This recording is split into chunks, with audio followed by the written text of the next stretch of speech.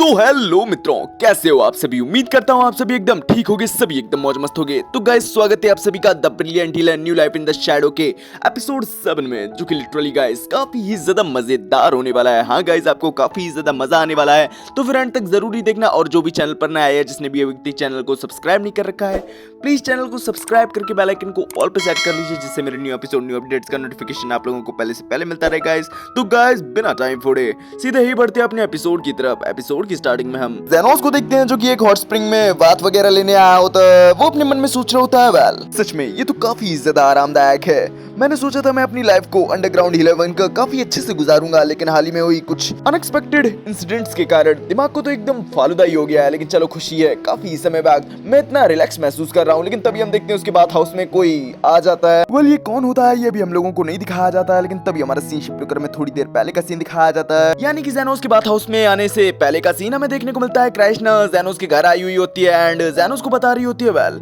हम लोग उस मास्टरमाइंड को ढूंढने की पूरी कोशिश कर रहे हैं, जो कि इस गोलम वाले इंसिडेंट के पीछे था। लेकिन सच बताऊं तो हम लोगों को अब तक कुछ भी इंपॉर्टेंट नहीं मिल पाया है, सिर्फ इसके कि वो बंदा अपने आप को द गाइड बुलाता है। वहीं ज़ेनोस भी लाइक, अच्छा द गाइड, मैं इस नाम को याद रखूंगा और एक ना एक दिन उससे अपना हिसाब तो चुकता जरूर ही करूंगा। कृष्णा बोलती है, वेल मैं इस केस की काफी अच्छे से छानबीन कर रही हूँ, लेकिन मुझे अब तक कुछ भी इंपॉर्टेंट क्लू नहीं मिला है। यहाँ तक कि जहाँ एस्टन एंड उस बंदे की मुलाकात हुई थी, वहाँ से भी हमें उस बंदे के बारे में कोई भी क्लू नहीं मिला है। तभी मामा जोफी बोलती है, वेल मैंने भी थोड़ी बहुत जांच की थी, जिससे कि मुझे पता चला है कि वो बंदा हाल ही में अंडरग्राउंड बिल में आना जाना शुरू हुआ है, लेकिन अक्सर वो अकेला ही वहाँ जाता है। तभी लियो भी बोलती है, वेल कहा जाता है कि अंडरग्राउंड किल के बंदों के बारे में जितना कम जाना जाए उतना ही बेहतर होता है, नहीं तो इससे हम लोग ट्रबल में पड़ सकते हैं। इसी वजह से हम लोगों को अपने एक एक स्टेप्स को फूंक फूंक कर रखना पड़ेगा। तभी कृष्णा बोलती है, वेल कुछ भी हो, हम रॉयल लैंड्स उस बंदे को एक वांटेड क्रिमिनल के तौर पर उसे ढूंढने की अपनी पूरी कोशिश करेंगे, लेकिन उस बंदे ने अपने ट्रेसेस इस तरीके से मिटाए हैं कि मुझे नहीं लगता कि वो हाल फिलहाल में बाहर निकलने वाला है। तभी ज़ोफी बोलती है, कभी ना कभी तो वो बाहर आएगा ही। तभी लियो भी बोलती है, हाँ हो सकता है, लेकिन ये हमारे लिए थोड़ा रिस्की भी होगा,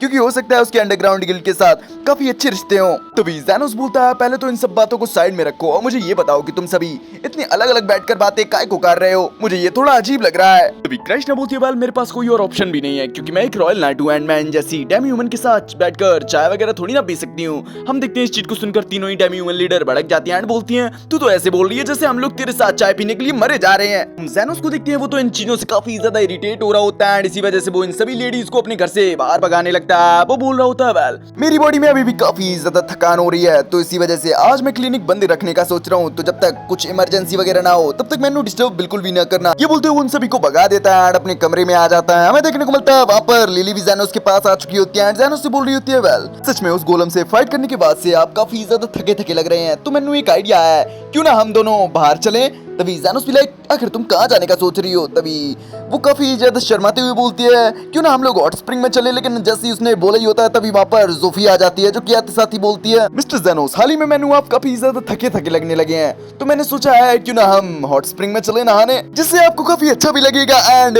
आपकी थकान भी दूर हो जाएगी। हम देखते हैं लिली का तो पोपट हो चुका होता है एंड वो काफी ज्यादा गुस्से में होती है कि यार ये सब चीजें तो मैंने मिस्टर ज़ेनोस से बोलनी थी, लेकिन यार अचानक से कहाँ से ये आ गई। हमें देखने को मिलता है ज़ेनोस को भी ये आइडिया पसंद आता है एंड इसी वजह से वो भी इस चीज के लिए हाँ बोल देता है। हमें देखने को मिलता है ज़ोफी भी हाँ सुनकर काफी ज्यादा खुश होती है एंड खुशी खुशी वहां से चली जाती है। लेकिन जैसे ही वो जाती है, अगले ही पल वहां पर लाइंगा आ जाती है, जो कि आते साथ ही यही सभी बातें बोलती है एंड ये सभी बोलते हुए काफी ज्यादा खुश एंड एक्साइटेड लग रही होती है। वहीं ज़ेनोस भी हाँ बोल चुका होता है, जिससे कि लाइंगा भी खुश होती है, वहां से जा चुकी होती है।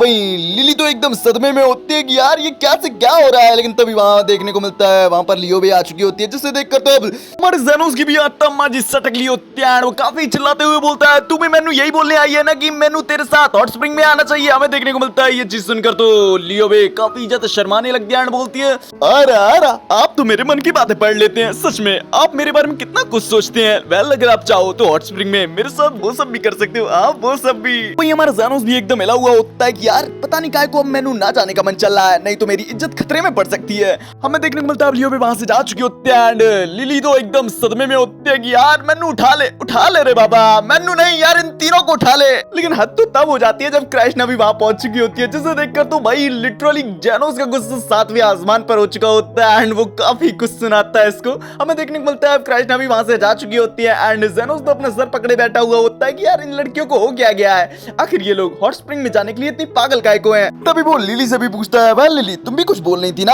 हम देखते हैं अब लिली तो वैसे ही काफी ज्यादा सदमे में होती है, वो जेनोस से बोलने लगती है, अरे यार मैं कुछ नहीं बोल रही थी। तभी देखने को मिलता है वहां पर कैमिलिया भी आ चुकी होती है, जो कि हमेशा की तरह जेनोस को छेड़ने लगती है कि सच में तुम में कुछ तो बात है कि तुम आसपास की लड़कियों को अपने पास अट्रैक्ट कर लेते हो।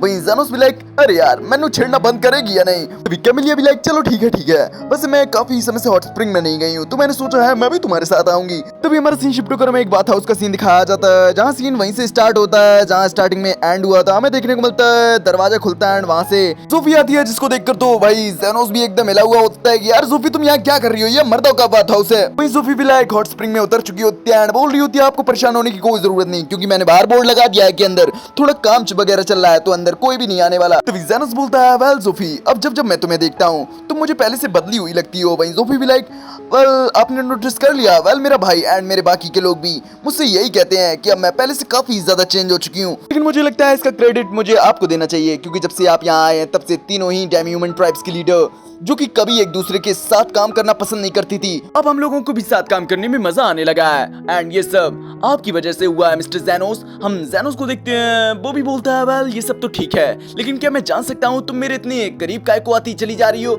हम देखते हैं जोफी का तो प्लान एकदम चौपट हो चुका होता है, वो धीरे सी आवाज में बोलती है, वेल मैंने सोचा था मैं मिस्टर जेनोस के पास आऊंगी, उन्हें बहलाऊंगी फुसलाऊंगी एंड उन्हें अपने प्यार की जाल में फंसा लूंगी, लगता है मुझे दूसरा ही रास्ता अपनाना पड़ेगा। ये बोलते हुए वो जेनोस पर झपट पड़ती है। कोई जेनोस भी लाइक, यार मैंने लगा ही था, मैंने यहाँ नहीं आना चाहिए, मेरी इज्जत खतरे में आ गई रे, कोई तो मैंने बचा ले रे। हम देखते हैं इन दोनों का तो ऐसा ही चल रहा होता है। तभी वहां पर लहंगा की भी एंट्री हो जाती है, जो कि आते साथ ही ज्ञान पेलने लगती है कि सोफी आखिर तुम ये क्या कर रही हो, ये मर्दों का बात हाउस है। वहीं सोफी भी लाइक, अबे लोली आखिर तू ये क्या बोल रही है, आखिर तू भी तो मर्दों के बात हाउस में आई हुई है। वहीं लहंगा भी लाइक नाटक करते हुए, वो भी सस्ता मद्दा नाटक, भाई अचानक से मेरे सर में दर्द होने लगा है, अरे अरे मैं तो गिरी ये बोलते हुए वो जेनोस के ऊपर कूद पड़ती है। वहीं बीच में जोफी कूद पड़ती है एंड इन दोनों में फिर से झगड़ा वगैरह होने लगता है कि अगर तू यहाँ क्या कर रही है, नहीं तुझे यहाँ से चले जाना चाहिए वगैरह वगैरह। हम देखते हैं जेनोस भी इन लोगों को शांत कराने की कोशिश करता है कि यार शांत हो जाओ और सबसे जरूरी यहाँ से निकल लो यार। तभी हमें देखने को मिलता है वहाँ पानी में से लियो बेबी निकलती है। हाँ गाइस इतनी देर से ये पानी के अंदर ही थी। वहीं जेनोस भी एकदम हिला हुआ होता है कि अगर तुम यहाँ क्या कर रही हो। वहीं लियो भी लाइक,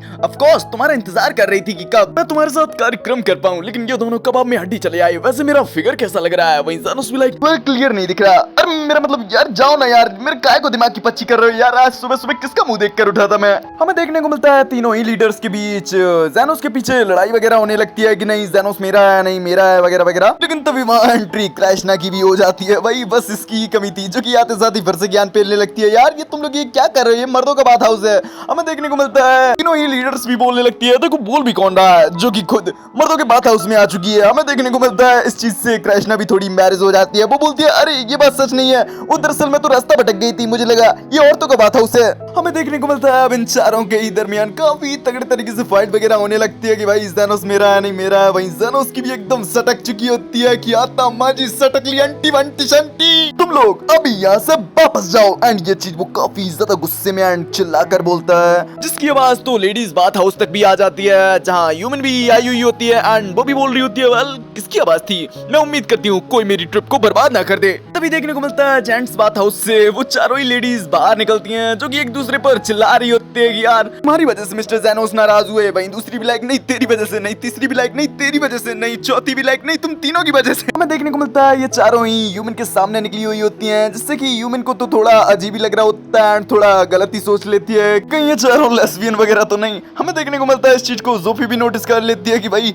ये बार बार काय को हम लोगों को घूर कर देख रही है। वो बोलती है, वेल तेरी प्रॉब्लम क्या है। हमें देखने को मिलता है इस चीज से तो ह्यूमन भी डर चुकी होती है कि अरे मैडम कुछ नहीं, वो दरअसल मैं ऐसे ही देख रही थी, मैंने माफ करना अगर आप मेरी वजह से ऑफेंड हो चुकी हो तो। हमें देखने को मिलता है ह्यूमन के बगल में लिली भी बैठी हुई होती है, जो कि अपनी क्लीन पिच को देख रही होती है एंड बोल रही होती है, काश मेरे थोड़े और बड़े होते तो फिर जरूरी मिस्टर जेनोस मेरे प्यार में पागल हो जाते। तभी उसकी नजर ह्यूमन की फ्लैट पिच पर पड़ती है, जिससे कि इसको भी काफी खुशी होती है कि फाइनली कम से कम मेरी तरह कोई तो है। हमें देखने को मिलता है इस चीज से वो काफी खुश हो जाती है एंड वो बात लेने के लिए चली जाती है। वहीं यूमिन तो एकदम हिली हुई होती है कि भाई अचानक से ये इतनी खुश कैसे हो गई। हमें देखने को मिलता है अब लिली हॉट स्प्रिंग में आ चुकी होती है, तभी उसके पास कैमेलिया आती है एंड बोलती है वेल तुम्हें निराश होने की कोई जरूरत नहीं, तुम अभी छोटी हो एंड तुम्हें इन चीजों को माइंडली नहीं लेना चाहिए। और मुझे लगता है हर पर्सन की चॉइसेस अलग अलग होती हैं, किसी को बड़े बड़े पसंद होते हैं, किसी को नॉर्मल भी पसंद आ जाते हैं। वहीं लिली भी लाइक क्या सच में, लेकिन नहीं रुको, आप मुझे हमेशा से थोड़ी ज्यादा ट्रांसपेरेंट नजर आ रही हो। वहीं कैमेलिया भी लाइक क्या सच में, लगता है मेरा आखिरी समय आ चुका है, ये बोलते हुए वहां से गायब हो जाती है, जिससे कि लिली थोड़ी परेशान हो जाती है कि मिस कैमेलिया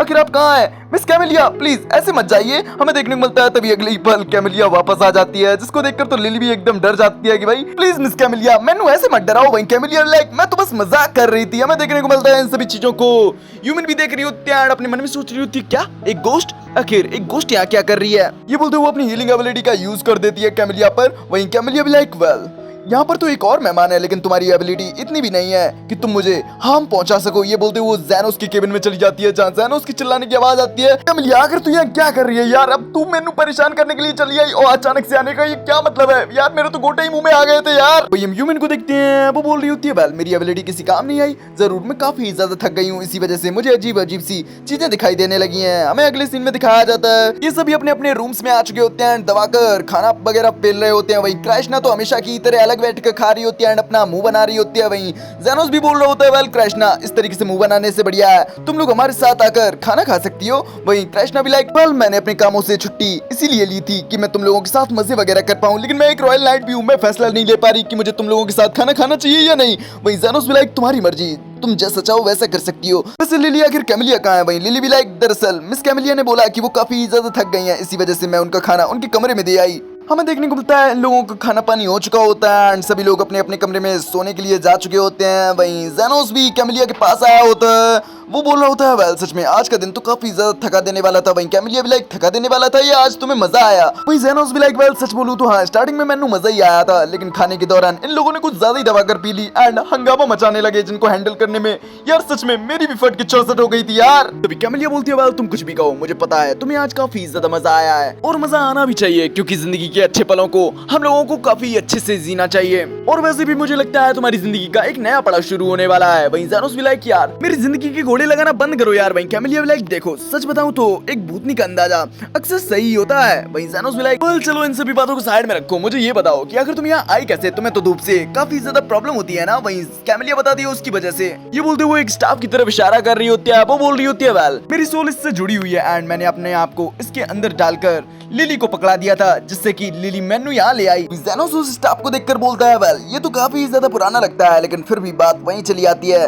आखिर तुम पहले किया क्या करती थी? तभी कैमेलिया बोलती है यार तुम फिर से वही बात ले आए, ये तो काफी ज्यादा पुरानी बात है एंड मैं इन चीजों को तो भूल भी चुकी हूँ कि आखिर मैं पहले किया क्या करती थी। वहीं ज़ैनोस बोलता है यार मैं तो भूल ही गया था, तुम इन चीजों के बारे में बात करना बिल्कुल भी पसंद नहीं करती। हमें देखने को मिलता है इसी तरीके से अब सुबह हो चुकी होती है एंड अचानक से बात हाउस के किचन में काफी बड़ा धमाका हो जाता है, जिसको सुनकर ह्यूमन भागते भागते किचन में आती है। उसे देखने को मिलता है यहाँ के ओनर नाश्ता बनाने आए होते हैं एंड तभी अचानक से किचन में ब्लास्ट हो चुका होता है, जिससे कि ओनर काफी ज्यादा इंजर्ड हो चुके होते हैं। वहीं ह्यूमन भी आसपास देख रही होती है, वो अपने मन में सोच रही होती है वेल लगता है ये मिस्टर खाना बनाने के लिए फायर स्टोन का यूज कर रहे होंगे, जो कि अचानक से ब्लास्ट हो गया एंड इनकी ये कंडीशन हो गई। वो इनकी वाइफ से बोलती है वेल मैं एक हीलर हूँ एंड मैं जो हो सकेगा वो करूंगी। हमें देखने को मिलता है ये बोलते वो सोल्डमैन को धीरे धीरे कर हील करने लगती है, जिससे कि वो बंदा भी थोड़ा थोड़ा रिकवर हो रहा होता है, लेकिन उसकी बॉडी काफी ज्यादा सुलग चुकी होती है एंड ह्यूमन बोल रही होती है वेल मुझसे जितना हो सक रहा है मैं उतना कर रही हूँ, लेकिन मुझे नहीं लगता अब ये जिंदगी में आगे चलकर कभी भी छुरी वगैरह पकड़ भी पाएंगे। लेकिन तभी हमारी एंट्री होती है हमारे हीरो ज़ैनोस की, जो कि आते साथ ही बोलता है वेल क्या हुआ? हमें देखने को मिलता है ह्यूमन भी सभी बातों को ज़ैनोस को बता देती है। वो बोल रही होती है वेल शहर के सेंटर में एक काफी बेहतरीन रॉयल हॉस्पिटल है, जहाँ पर मुझे लगता है इसे ठीक करने के काफी बेहतरीन सर्कल मिल जाएंगे, इससे ये बंदा ठीक हो सकता है, क्या तुम मुझे इसे वहाँ ले जाने में मदद करोगे? वहीं ज़ैनोस भी लाइक ये इतनी भी बड़ी इंजरी नहीं है, ये बोलते हुए वहाँ से जाने लगता है एंड धीरे सी आवाज में बोलता है तुम्हारा खाना काफी ज्यादा बढ़िया था, इसी वजह से मैं आज तुम्हारा इलाज फ्री में कर देता हूँ। ये बोलते हुए अपने एबिलिटी का यूज कर देता है एंड उस बंदे को पूरी तरीके तरीके से हील कर देता है, इस चीज को देखकर तो भाई ह्यूमन भी एकदम हिली हुई होती है कि भाई अचानक से क्या हुआ, क्या ये मेरी मैजिक पावर से हुआ या फिर उस बंदे ने कुछ किया। लेकिन इस टाइप की इंजरी को बिना सर्कल के हील करना ये तो कोई 7th लेवल का या फिर एक इलाइट लेवल का हीलर ही कर सकता है। आखिर ये बंदा कौन था। तभी हमारा सीन शिफ्ट होकर हमें काफी बड़ी बिल्डिंग का सीन दिखाया जाता है जो कि आई थिंक रॉयल हॉस्पिटल होता है, जहाँ पर ह्यूमन आई होती है एंड उसने सभी बातों को अपने सीनियर डॉक्टर वेकर नाम के बंदे को बता दी होती है। वहीं वो बंदा भी बोल रहा होता है, अच्छा तो तुम कहना चाहती हो कि हमारे किंगडम में एक ऐसा बंदा अपीयर हुआ है जो कि बिना मैजिक सर्कल के भी अल्केमी को परफॉर्म कर सकता है। सच में ये तो काफी ज्यादा कमाल की बात है। वैसे भी हमारे किंगडम में 10 से भी कम इलाइट हीलर्स हैं। अगर उन्हें ये पता चला तो वो जरूर उसे अपना ऑफिशियल बनाने की कोशिश जरूर ही करेंगे। वेल क्या तुम उस बंदे के बारे में कुछ जानती हो। तभी ह्यूमन बोलती है, वेल मैंने उस बंदे को रोकने की बहुत कोशिश की थी लेकिन वो बंदा तो बिल्कुल रुका ही नहीं। बस मैं इतना जानती हूँ कि उसके बंदे लोग उसे ज़ानोस बुला रहे थे। तो वेकर बोलता है, वेल हो सकता है ये उसका नकली नाम हो लेकिन मुझे नहीं लगता कि वो कोई गलत पर्सन है, क्योंकि अपने सामने इंजर्ड पर्सन को ठीक करना वो भी बिना किसी पेमेंट के, तो ये तो सच में काफी ज्यादा अच्छी बात है। ह्यूमन बोलती है, वेल एक चीज मुझे और याद आई, जब वो यहाँ से जा रहा था तब उसने एक ब्लैक कलर का ओवरकोट और पहना हुआ था। हम देखते हैं इस चीज को सुनकर बेकर को भी उसमें थोड़ा इंटरेस्ट आने लगता है। वो बोलता है, वेल एक elite grand dealer black overcoat, well मैंने फैसला कर लिया है कि अब मैं उस बंदे को ढूंढने जा रहा हूँ। तभी ह्यूमन बोलती है, वेल आखिर आप उसे ढूंढोगे कहाँ। तभी बेकर भी लाइक तुम्हारा अच्छा सवाल है। तुम्हारे बातों के हिसाब से वो एक रजिस्टर्ड डीलर नहीं है, यानी कि वो यहाँ का ऑफिशियल सिटीजन भी नहीं है, यानी कि वो जरूर स्लम्स में रहता होगा। तभी ह्यूमन बोलती है, लेकिन स्लम्स भी तो काफी ज्यादा बड़ा है, आखिर हम लोग उसे ढूंढेंगे कहाँ। तभी बेकर बोलता है, उसकी चिंता तुम मत करो, उसके लिए मैंने एक प्लान बना लिया है। तभी ह्यूमन बोलती है, आखिर आप उस बंदे में इतने इंटरेस्टेड काहे को। तभी बेकर बताता है, वेल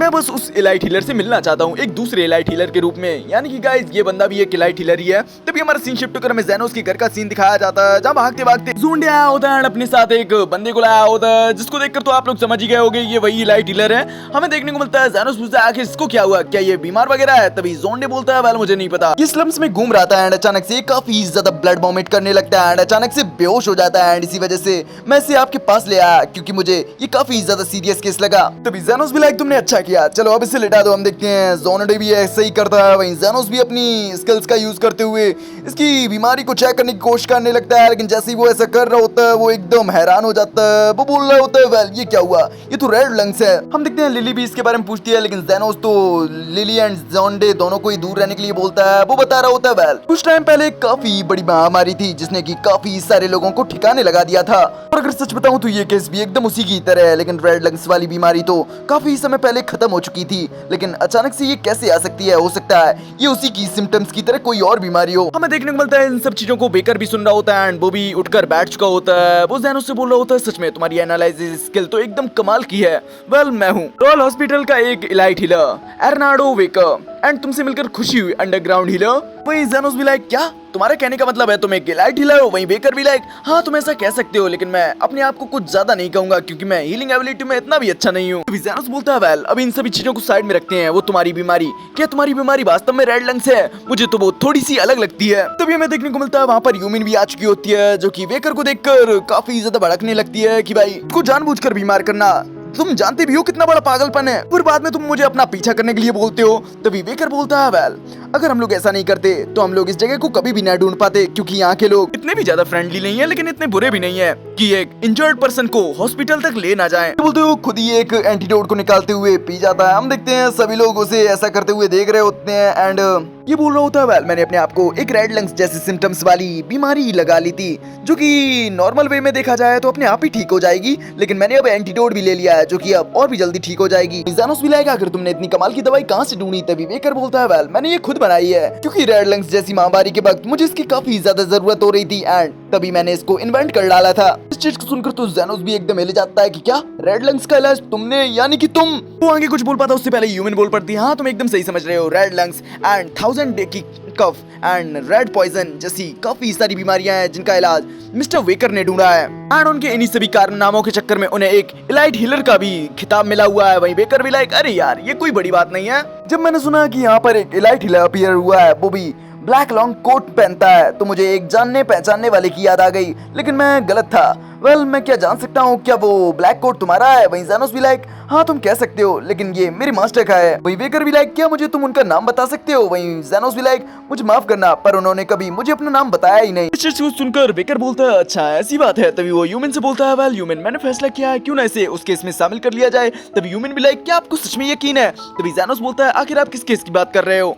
वेकर बोलता है वेल ज़ैनोस मैं जानता हूँ ये थोड़ा अचानक है, लेकिन मैं पूछना चाहूंगा क्या तुम रॉयल हॉस्पिटल में मेरे साथ काम करना पसंद करोगे? क्योंकि अभी हम थोड़ी मुश्किल का सामना कर रहे हैं। वहीं ज़ैनोस भी लाइक आखिर तुम मेरे जैसे अजनबी एंड किसी अनजान पर्सन से मदद काय को मांग रहे हो? तभी वेकर बोलता है वेल ये काफी ज्यादा सीरियस केस है एंड अगर इसके लिए हमें किसी बाहर वाले की भी जरूरत पड़े तो हम उसे हायर करने से पीछे बिल्कुल भी नहीं हटेंगे। एंड तुम्हें बता दूं इससे उस बंदे को भी अभी के लिए कोई प्रॉब्लम नहीं होने वाली है। अभी हमें देखने को मिलता है वहाँ पर तीनों ही डेमियन ट्राइब्स की लीडर्स भी आ जाती हैं, जो कि आते साथ ही वेकर को धमकाने लगती हैं कि क्या तुम्हारी हिम्मत कैसे हुई हमारे मिस्टर ज़ैनोस को धमकाने वगैरह की? वो यहाँ से कहीं नहीं जाने वाले समझे। हम देखने को मिलता है वेकर भी इस चीज को देखकर काफी ज्यादा खुश हो चुका होता है। वो बोल रहा होता है वाह तीनों ही डेमियन ट्राइब्स की लीडर एक बंदे को प्रोटेक्ट करने के लिए कुछ भी करने के लिए तैयार है, वाह मजा ही आ गया। चलो लगता है मुझे अपना थोड़ा तरीका चेंज करना पड़ेगा।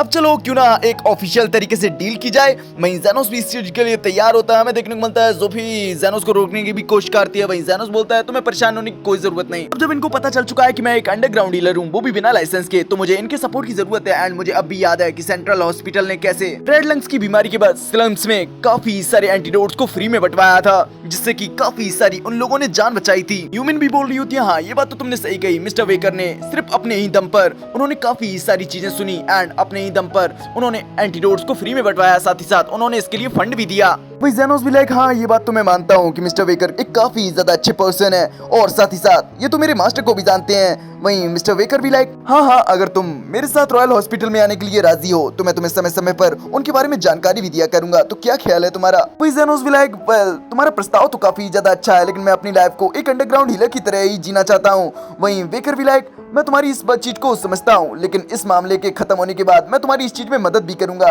तो तुम्हें टेंशन लेने की कोई जरूरत नहीं। एंड तुम्हारा रॉयल हॉस्पिटल में स्वागत है अंडरग्राउंड हीलर ज़ैनोस। और गाइस इसी सीन के साथ हो जाता है अपना ये एपिसोड यहीं फिनिश। वेल गाइस आप लोगों को ये एपिसोड कैसा लगा कमेंट में जरूर बताना।